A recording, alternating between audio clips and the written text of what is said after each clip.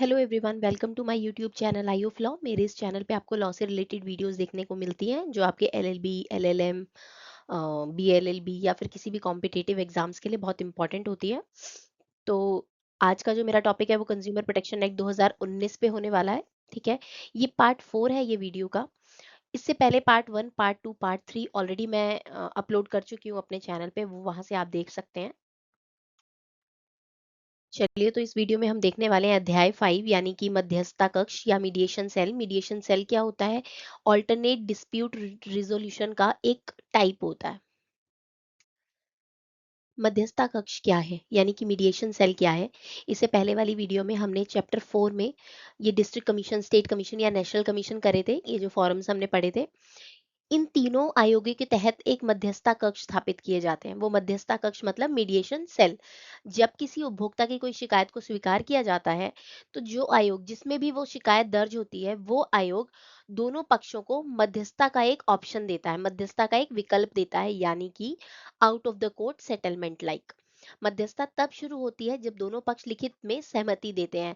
अब आयोग के पास सबसे पहली बात ये होती है, जब उनको कहता है आयोग कि आप मध्यस्थता के थ्रू जाना चाहते हैं अपने सेटलमेंट के लिए, तो वैसे उस मेथड को ऑप्ट कर लीजिए। तो उसमें दोनों ही पक्ष अपनी रिटर्न में कंसेंट देते हैं। अब जो ये कंसेंट है, ये दोनों पक्ष की सहमति से होगी। गोपनीय प्रक्रिया पूरी तरह से गुप्त रखी जाती है। ये मीडिएशन प्रोसेस जो होता है पूरी तरीके से गुप्त रखा जाता है। त्वरित यह प्रक्रिया जल्दी पूरी होती है। पक्ष अपनी सहमति से समझौते के नियम तय करते हैं। दोनों पक्ष आमने सामने टेबल पे बैठ जाते हैं और दोनों की आपसी सहमति से ही जो भी समझौते के नियम होंगे वो बनाए जाते हैं। नेक्स्ट देखते हैं समझौते और निर्णय कि जो मीडिएशन सेल पे समझौते या निर्णय क्या होते हैं, कैसे होते हैं। समझौता जो हो जाता है उसे लिखित दस्तावेज में दर्ज किया जाता है, एक रिटन डॉक्यूमेंट बनाया जाता है और दोनों पक्ष के जितने भी पक्ष हैं उसके अंदर उन सबके हस्ताक्षर लिए जाते हैं, साइन करवाया जाता है उनसे। और फिर आयोग को, जिसके अंदर कंप्लेंट सबमिट की गई थी, उस आयोग को भेज दिया जाता है। आयोग समझौता मिलने के 7 दिन के भीतर आदेश पारित कर देता है और मामला समाप्त हो जाता है। अब वो जो कमीशन है, जैसे डिस्ट्रिक्ट फोरम में कोई कंप्लेंट रेज हुई है, उन्होंने अपनी पार्टीज को क्या है, मीडिएटर पे छोड़ दिया। अब मीडिएशन के थ्रू उन्होंने समझौता कर लिया। वो समझौता जो होगा वो एक रिटन डॉक्यूमेंट बनेगा, रिटन डॉक्यूमेंट लिखित दस्तावेज बनेगा। दोनों पक्ष उस पर साइन करेंगे। इसके बाद ये जो मीडिएटर सेल है ना, मीडिएशन सेल है, ये आयोग में भेज देगा उस ऑर्डर को, मतलब दस्तावेज को। अब जो आयोग है वो 7 दिन के अंदर उस दस्तावेज पे डिपेंड करता हुआ अपना ऑर्डर पारित कर देते हैं। और वो जो पारित है, ऑर्डर पारित करने के बाद मामला जो होता है, मतलब केस जो होता है, खत्म हो जाता है। अगर इनका जो समझौता है वो मीडिएशन से नहीं हो, मीडिएशन फेल हो जाती है, तो क्या होता है, मामला जो है उसी आयोग के पास चला जाता है जिसने मीडिएशन के पास भेजा था। ठीक है, जहां पे शुरू किया था कंप्लेंट फाइल करने से। और फिर उसके बाद फॉर्मल हियरिंग जो होती है वो स्टार्ट हो जाती है। मध्यस्थता के फायदे। अब ये मीडिएशन क्यों लिया जाता है? मीडिएशन लिया जाता है क्योंकि ये आसान, सस्ता और जल्दी निपटारा कर देता है। ठीक है, जो केस होता है उसका। उपभोक्ता विवादों में मध्यस्थता का इस्तेमाल लगभग हर मामले में किया जा सकता है, लेकिन धोखाधड़ी धोखाधड़ी जैसे अपराध या फ्रॉडरी वाले जो मामले होते हैं उनमें नहीं किया जाता मध्यस्थता का। उनके ऊपर फॉर्मल हियरिंग ही चलेगी। यहाँ पे एक केस लॉ दिया गया है। अगर ये मीडिएशन सेल का क्वेश्चन आपके पास 10 नंबर में आता है तो ये केस लॉ आपके लिए हेल्पफुल रहेगा, जिसमें मिस्टर आशीष साराफ बनाम Hitachi home and life solution India limited. इसमें हुआ क्या था, मिस्टर साराफ ने 41,500 में हिटाची का एक स्प्लिट एसी खरीदा था जो ठीक से काम नहीं कर रहा था। कई शिकायतें और रिप्लेसमेंट के बाद भी समस्या बनी हुई थी। तो कार्रवाई की गई। मिस्टर सराफ ने कोलकाता सेंट्रल रीजनल ऑफिस की मध्यस्थता कक्ष में अपील की। दोनों पक्षों की बैठक हुई और रिप्लेसमेंट एसी पुराना था जिसे मिस्टर सराफ ने स्वीकार नहीं किया था। अब परिणाम क्या हुआ, मध्यस्थता में जो समझौता नहीं हुआ, तो मामला आयोग के पास चला गया। आयोग में कंपनी को 41,500 का रिफंड, 3,000 परेशान करने के लिए और 2,000 मुकदमे के खर्च का भुगतान करने का आदेश दिया गया, और सभी 30 दिनों में के साथ ब्याज में।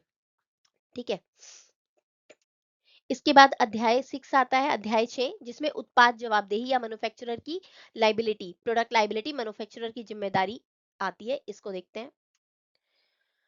इसमें बताया गया है कि मैन्युफैक्चरर कब लाइबल होता है। मैन्युफैक्चरिंग डिफेक्ट में, जब उत्पाद में कोई तकनीकी कमी या दोष होता है। डिफेक्टिव डिजाइन, अगर उसका डिजाइन या उत्पाद जो प्रोडक्ट है उसका डिजाइन में कोई दिक्कत है, जिस तरीके से लिखा गया था उस तरीके से नहीं बना हुआ है। मैन्युफैक्चरिंग स्पेसिफिकेशन से डेविएशन, उत्पाद मानक या विनिर्देशों से मेल नहीं खाता, जो उसके अंदर बताया गया था कि ये प्रोडक्ट स्पेसिफिकेशंस यही है, उससे मेल ही नहीं खा रहा। एक्सप्रेस वारंटी का पालन ना करना, जब मैन्युफैक्चरर जो है वो गुणवत्ता या फीचर्स का वादा किया था और वो पूरा नहीं हो, और वारंटी भी वो नहीं बियर कर रहा हो। उत्पाद पर सही उपयोग के निर्देश न देना, जैसे बच्चों से दूर रखा जाए जैसी आवश्यक चेतावनी या जानकारी न देना, तो ये सब चीजें मैन्युफैक्चरर की लाइबिलिटी को रेज करती हैं। अतिरिक्त बातें, जिम्मेदारी केवल निर्माता तक सीमित नहीं होती है, ये सेलर, वितरण, पैकर भी दोषी पाए जाते हैं अगर उनकी लापरवाही से दोष हुआ हो तो। उपभोक्ता को यह साबित करने की आवश्यकता नहीं है कि किसकी लापरवाही थी, ये उपभोक्ता का काम नहीं है। उसको केवल ये दिखाना होता है कि उत्पाद दोषपूर्ण था और मुझे इससे प्रॉब्लम हो गई। ठीक है। इसके बाद आता है अध्याय 7, जिसमें उत्पाद जवाबदेही के मामले में दंड कैसे दिया जाता है, पेनल्टीज इन प्रोडक्ट लाइबिलिटी केसेस। अब प्रोडक्ट में जो है वो कोई कुछ दिक्कत है, डिफॉल्ट है, तो उसमें कैसे होगा। अगर प्रोडक्ट से चोट नहीं हुई है तो अधिकतम कारावास 6 महीने तक, जुर्माना 1 लाख तक। अगर चोट हुई है लेकिन गंभीर नहीं है, ग्रीवियस हर्ट नहीं है, तो अधिकतम कारावास 1 वर्ष तक मिलेगा, इम्प्रिजनमेंट 1 ईयर की अप टू 1 ईयर है, जुर्माना 3 लाख तक। गंभीर चोट है, ग्रीवियस हर्ट है, अधिकतम कारावास 7 साल का और जुर्माना 5 साल तक के लिए। मृत्यु या जीवन के लिए खतरा, थ्रेटनिंग टू लाइफ है, या फिर डेथ ही हो गई है पर्सन की, तो कारावास 7 वर्ष से आजीवन कारावास तक मिलेगा, या जुर्माना 10 लाख तक का। अब ये दोनों चीजें जो है ना अप टू लिखी हुई है, ये डिपेंड करेगा कि केस किस तरीके का आया है, कंप्लेंट कैसी है। इसी के साथ लगते हुए हम कुछ एक्स्ट्रा पॉइंट्स भी देख लेते हैं। जो न्यायपालिका जुडिशरी है मुख्यतः इन बातों पर ध्यान देती है कि निर्माता की गलती जानबूझकर थी या नहीं, कितने लोगों को प्रभावित किया और अपराध कितनी बार हुआ। जैसे हमने देखा था कि कौन सा ग्रुप, कौन सा वर्ग इससे प्रभावित हुआ, बच्चे हुए, बूढ़े हुए, कौन सा वर्ग प्रभावित हुआ। दंड के साथ साथ मुआवजा भी दिया जा सकता है ताकि उपभोक्ता का वास्तविक नुकसान पूरा किया जा सके। एक एग्जाम्पल है, अगर किसी कंपनी ने कुकिंग ऑयल बेचा जिसमें प्रतिबंधित रसायन था, उपभोक्ता को एलर्जी हो गई, कंपनी के खिलाफ 3 लाख तक का जुर्माना और 1 साल तक की जेल हो सकती है। अगर इसी वजह से किसी की मौत हो जाती है तो कंपनी के मालिक को 7 साल से आजीवन तक कारावास या 10 लाख तक का जुर्माना हो सकता है। अब अध्याय 8 देख लेते हैं जल्दी से, विविध प्रावधान, मिसलेनियस प्रोविजंस जिसके अंदर आते हैं। उपभोक्ता संरक्षण अधिनियम 2019 के अंतर्गत ऐसे अतिरिक्त और सामान्य नियमों का समूह है जो मुख्य कार्यविधि, अधिकार और आयोगों की शक्तियों के अलावा अन्य प्रशासनिक, रिपोर्टिंग, दंड एवं प्रक्रिया से जुड़े हैं। विविध प्रावधान क्या है इसमें। इस अध्याय में केंद्र सरकार द्वारा कभी कभी अनुदान देने, वर्षों का लेखा जोखा और सब परीक्षा, आयोगों की वार्षिक रिपोर्ट, पदों की नियुक्ति और उनके वेतन और सेवा शर्तों का निर्धारण, नियम बनाने की शक्ति और विशेष परिस्थितियों में आयोगों द्वारा आदेश देने का भी प्रावधान है।